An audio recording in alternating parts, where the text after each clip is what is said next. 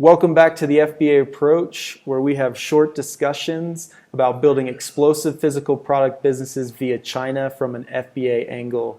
What are we talking about today, Manuel? We're talking about the most asked topic: how to find a supplier in China, how to go about it, where to start.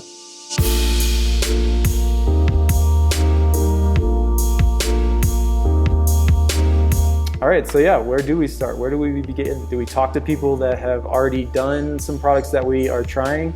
Is it word of mouth? Do we go online, sourcing company? What's the approach?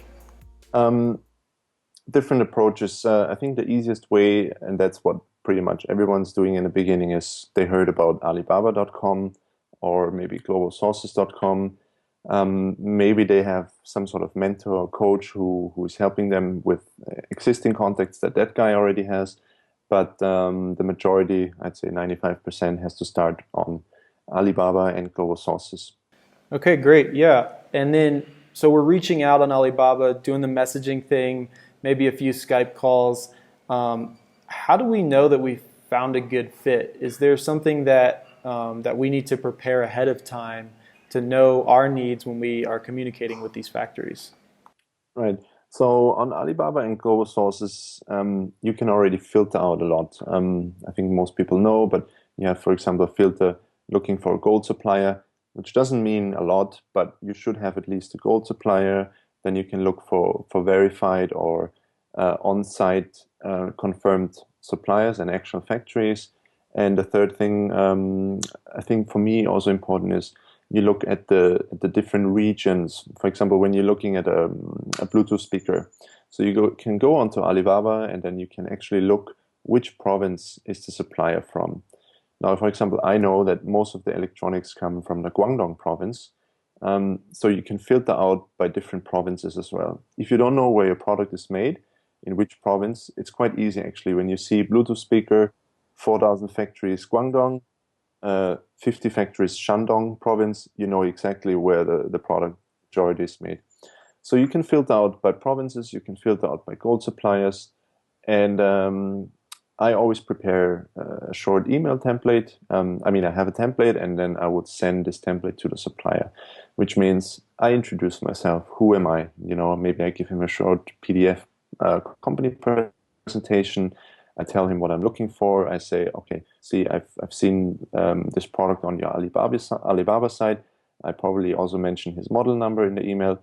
And then I tell him, this is my plan. I need 500 pieces. This is my target price. This is my packaging requirement. These are specific requirements. Maybe I have some small modifications, for example. I make very clear bullet points to the supplier what I want. And I ask most of my questions already in the first email. Now, you do this process with at least, let's say, 5, 6, 7 suppliers, and then you see how the feedback is from each supplier. If the supplier does not really reply to your questions in detail, I eliminate him right away, because how difficult will it be to actually work with him when I place an order when he doesn't even reply my first few questions? So you sort out already and you eliminate right in the beginning, depending on the response of the supplier. We found a supplier and now we're looking to go forward with signing a contract. What are some things I should consider with a contract? I always have a contract when I place an order to a new factory, for example. Things you should put in a contract are, for example, high return rates. For example, what happens if you have a higher return rate than, I don't know, let's say 5%?